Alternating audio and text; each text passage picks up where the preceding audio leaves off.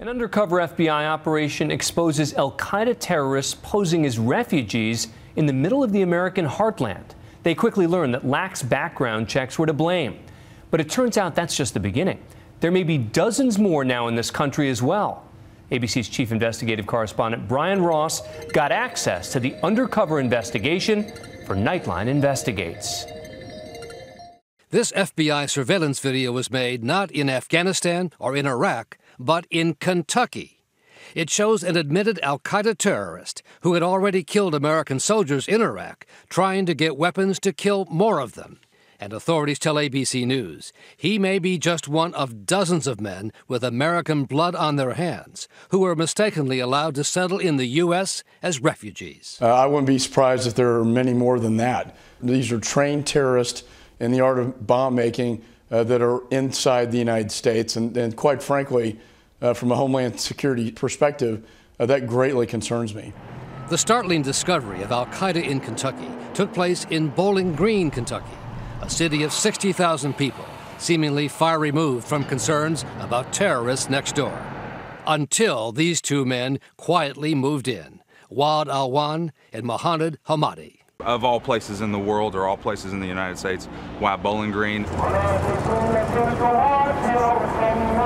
The two men came from Iraq 4 years ago, among tens of thousands of refugees who the State Department approved to come here, seen as no threat to the U.S. But the two were, in fact, says the FBI, part of an Al-Qaeda-connected insurgent group that had already killed American soldiers with roadside bombs. The group produced this video of their attacks around the Iraqi city of Baji. One bomb killed 4 members of the Pennsylvania National Guard on patrol at a Humvee in 2005, as Sergeant Joshua Hedit-Nimi painfully recalls. It was a somber moment for the platoon. We had a great deal of love and respect for those guys, and it hit us pretty hard. Warrant Officer Dan South was the only one in the Humvee to survive the attack. Unless you smoke the guys that did it when it happened. Other than that, you never know who did it, you never know what happened to them. As far as you know, they got away with it scot-free.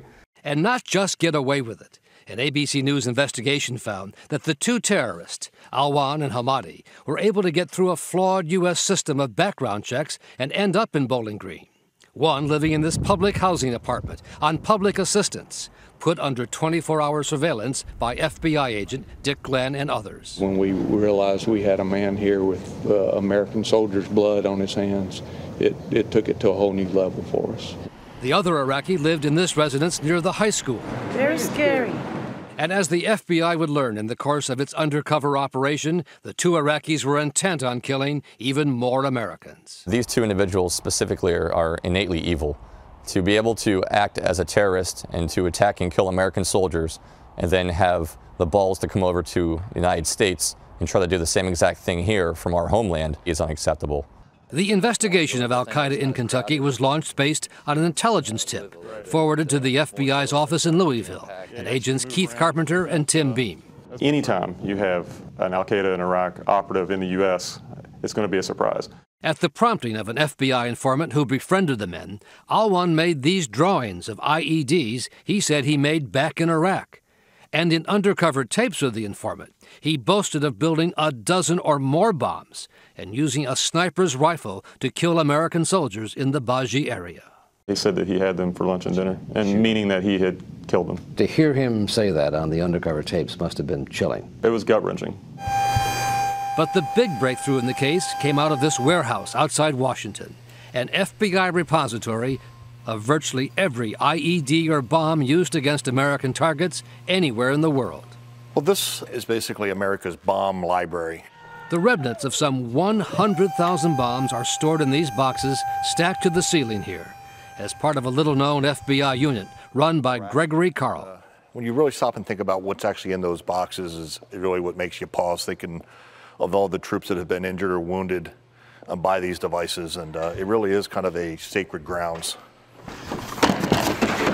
Based on the description the FBI undercover got from Al-Wan of the type and location of the bombs he said he had built, a team of 40 FBI agents and technicians were assigned to go through the remnants of some 130 bombs and do some 14,000 fingerprint comparisons.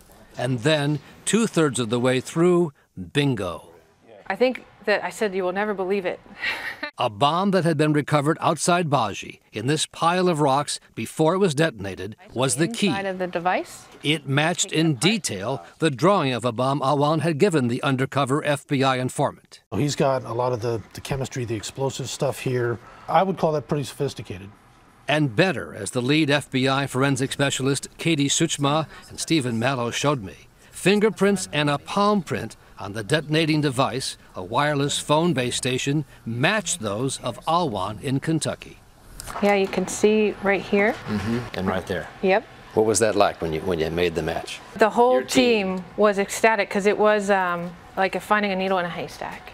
Word was sent back to Louisville. It was a surreal moment. I mean, it was a real game changer, so to speak, for the case, because now you have solidified proof that he was involved in actual attacks against U.S. soldiers. So this was somebody who was for real, not just full of empty exactly boasts. right, for real, in our backyard. Scary? Yes, yes. Reality of it could happen in our backyard.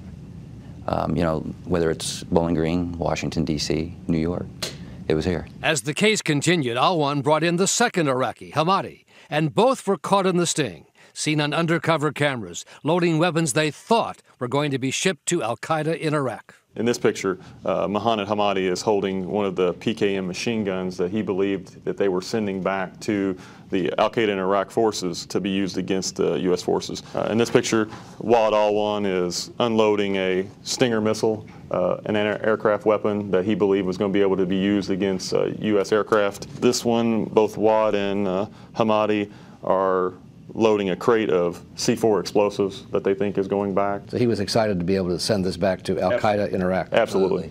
According to federal prosecutors, Alwan also wanted to target a U.S. Army captain back in the U.S. who had been assigned to the Baji area. They wanted to, assassinate, this particular U.S. captain. And prosecutors say Hamadi urged other attacks on U.S. soil. Quote, "Many things should take place, and it should be huge," unquote.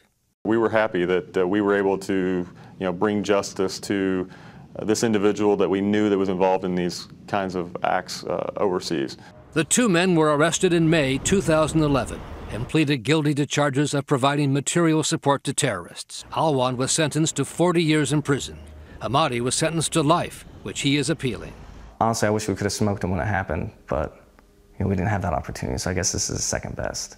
But for all the success of the undercover operation, the case has raised the question of how the State Department and the Citizenship and Immigration Service allowed the men to get into the country in the first place. How do you have somebody that we now know was a known actor in terrorism overseas?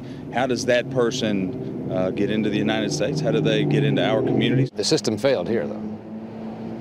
If you're asking my opinion, I would say the system failed. Otherwise, they wouldn't have been here in the first place.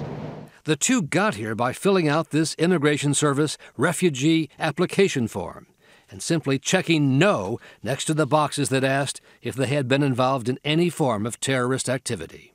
They were approved, even though both men had been detained in Iraq for planting roadside bombs. And Alwan confessed to Iraqi authorities he was part of an insurgent group with his fingerprints actually in the Defense Department files years before he applied to come to the U.S., according to retired Lieutenant General Michael Barbero. How did a person who we detained in Iraq linked to an IED attack, we had his fingerprints in a government system, how did he walk into America in 2009 and then, at least 2 years later before he came up on our radar screen? At a congressional hearing, a Homeland Security official said none of that information was available to its screeners. And all the biographic as well as the biometric checks that were performed at the time did come back clean. Now an urgent search is underway at the FBI laboratory in Quantico, Virginia, to go through a huge backlog of other bombs from Iraq and Afghanistan, with leads to a surprising number of other terrorists who also may have managed to move here undetected. We are currently supporting dozens of current counterterrorism investigations like that. Dozens of cases? Correct. Where you're looking for prints of people who are in this country now? That's correct. That's quite a thing. It is, and I think that's what shows the seriousness of all of this. The discovery of Al-Qaeda in Kentucky led to a 6-month suspension of the refugee program, which has helped to resettle tens of thousands of legitimate refugees.